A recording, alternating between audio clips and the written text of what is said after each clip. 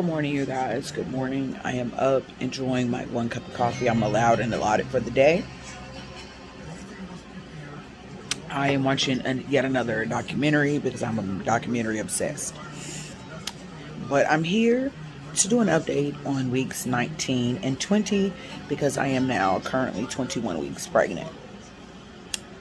I have to say that nothing eventful really happened aside from getting my anatomy scan during week 20. So last Tuesday, was it Tuesday? Yeah, Tuesday. I got my anatomy scan. Everything came back good. Baby is still a boy. It was obvious he's a boy, so Sam is still Sam. And he is estimated to be about 11 ounces at the anatomy scan. They were able to get all the pictures that they needed. Everything looked great. The only thing that was somewhat alarming is that I do still have a fibroid on the back of my uterus. However, it's not big in size and it is at the back of my uterus. So my OB said that that's not going to hinder me being able to have a vaginal birth.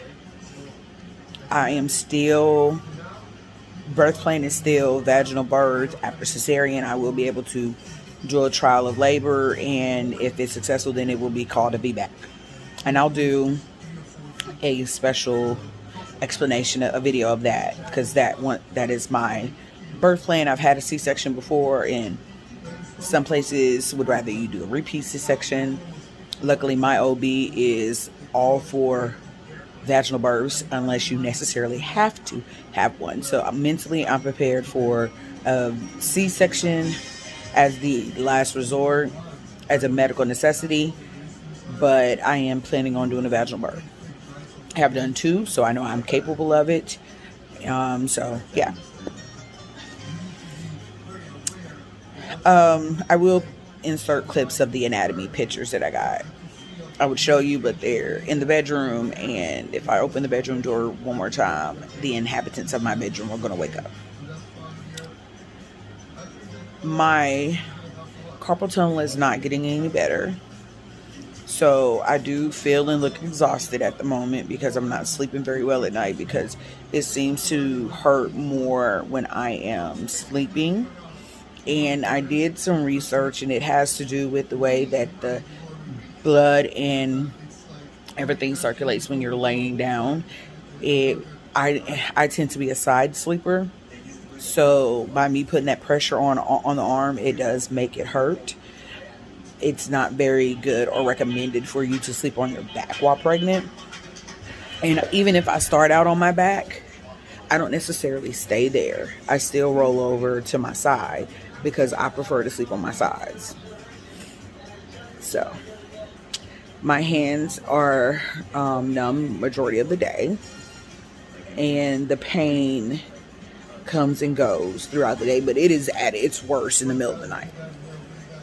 We have decided that I am going to get the steroid injections in my arms, and my doctor felt okay with giving me the steroid injections because it's localized and to the area, so it's not really going to be getting into my blood. Much of it won't be getting into my bloodstream to affect the baby. It would just be going to my wrists.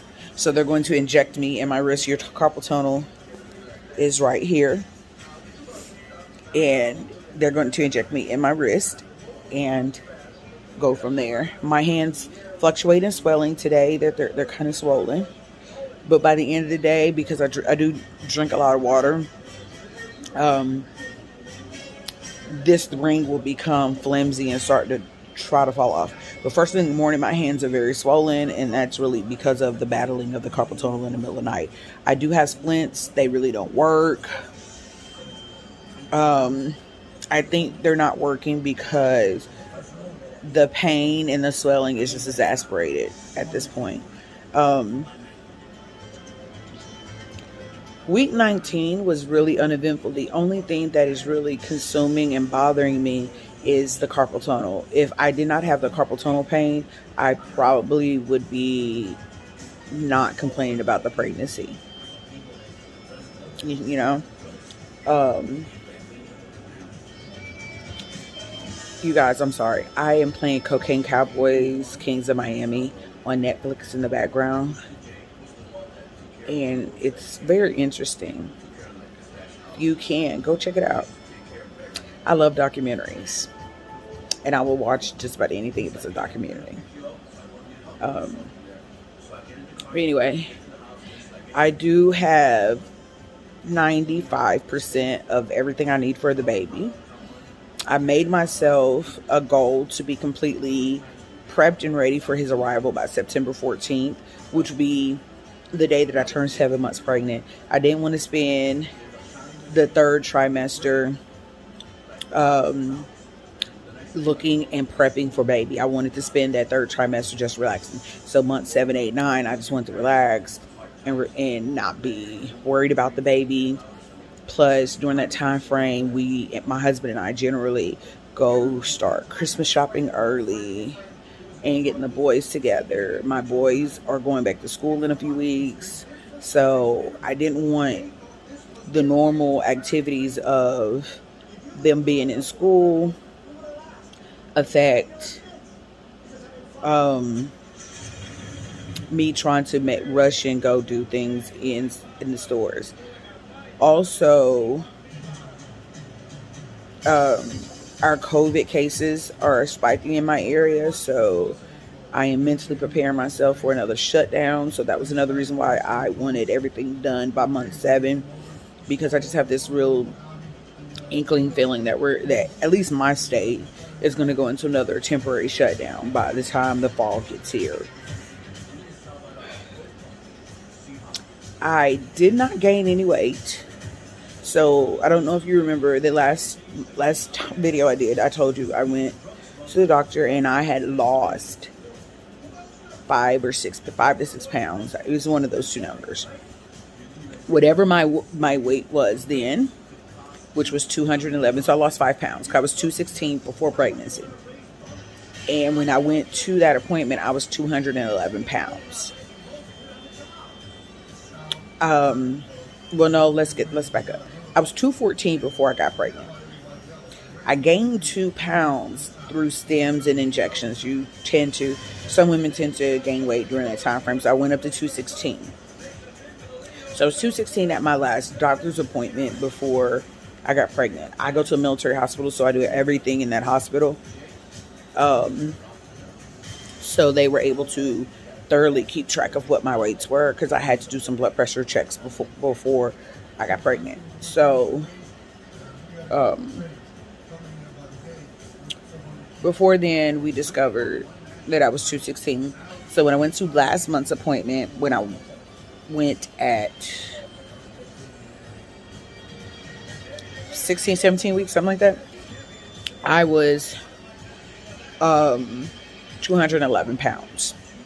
Fast forward to the appointment that I just recently had, I am still 211 pounds. So he's not upset or complaining because I am considered overweight. Prior to getting pregnant, the textbook weight requirements and suggestions are ridiculous. If I got to where my textbook weight should be, my family's going to think I'm either smoking crack or I got sick and I got AIDS or I got cancer. So I don't expect for me to be a super thin, small person.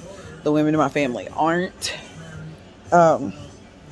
Another side effect is, you guys, my hair is growing.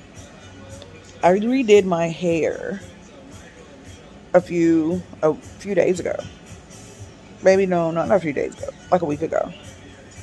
And it is littered with new growth. And the reason why I know is because all my new growth is gray. I am wanting to color it, but I'm allergic to hair colors.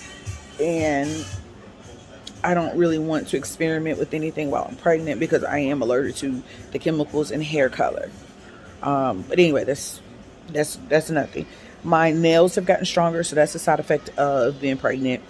My hair always grows ridiculously long, fast when I'm pregnant. So I anticipate by the time Samuel's here, my hair will be down my shoulders, actually touching my shoulders then, because my hair grows pretty fast. Um, but yeah, it's been really uneventful. I'm being steady with my weight. My doctor only wanted me to gain 15 pounds the entire pregnancy.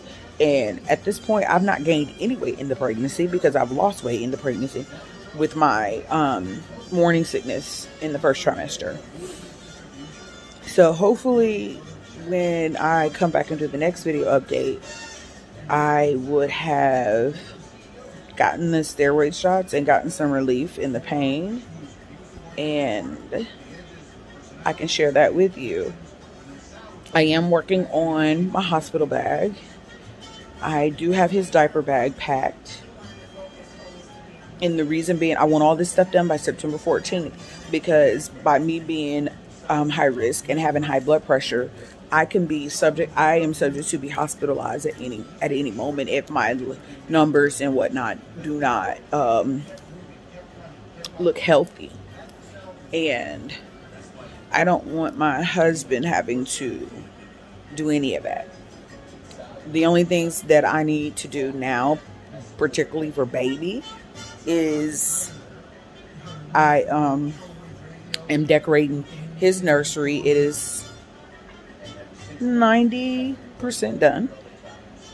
There are a couple of items that I have ordered. I'm just waiting on them to be delivered that I need to put up and hang up in his room. And then I'll be able to share and do a nursery tour. But I do have some of his stuff already out. And actually, I'll let you guys see. I'm downstairs in my living room. And I've got his bassinet already set up over there by the fish aquarium. And as you can see, it has wheels, so it can easily be maneuvered throughout the house, because I do have hardwood flooring in everything but the bedrooms. The bedrooms are carpeted. And I do have his swings. His swing is over here. And again, that can be pulled out. I am going to have that attached to a pretty lengthy extension cord, so if I need it to come from that corner, it can. But yeah, I have everything as far as car seat, stroller. He's got a crib upstairs, and then he has a mini crib downstairs, and I'll show you guys all that when I do a nursery tour as well. My master bedroom is downstairs on the first level, and I don't anticipate him sleeping in his nursery immediately. I may not put him in there until I know he's sleeping through the night. And with that being said, he has a mini crib in my bedroom. In that way, it's not co-sleeping with me and my husband, but he's still within arm's reach if we need to get to him. But I'm super excited that we're halfway through the pregnancy. Being that I am currently 21 weeks, I'm not through with the week 21, so I can't give you any symptoms of 21. I am super, super relieved that we're just that much closer to the viability mark.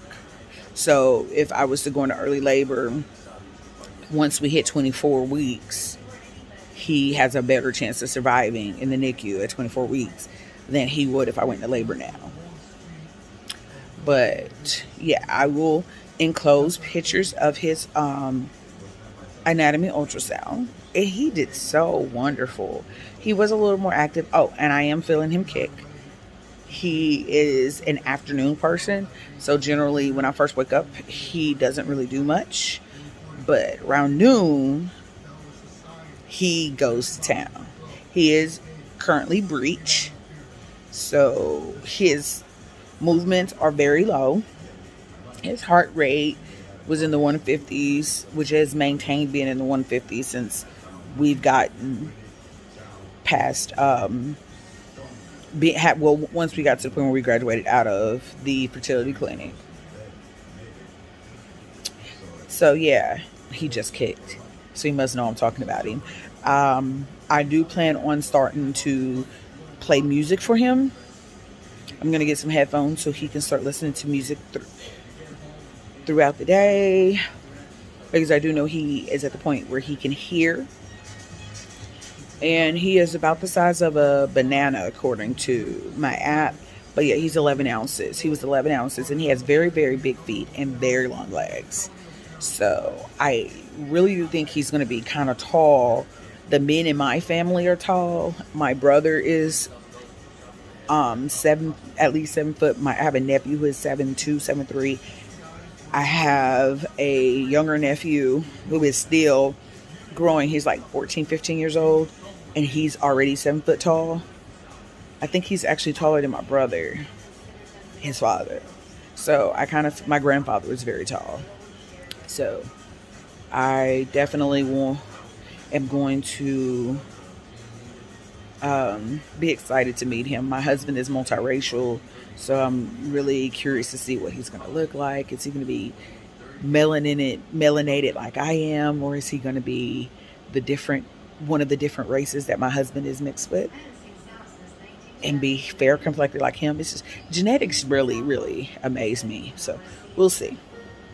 I honestly don't feel I'm going to go till I'm due the week before Christmas. I honestly don't feel like I'm going to go till Christmas, till then.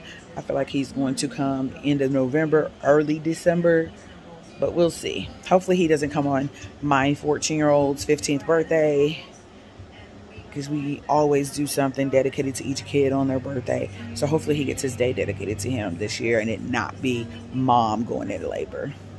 But you guys, be happy on purpose. I'm going to continue watching Cocaine Cowboys, because you never know, I might need a backup plan on survival in life.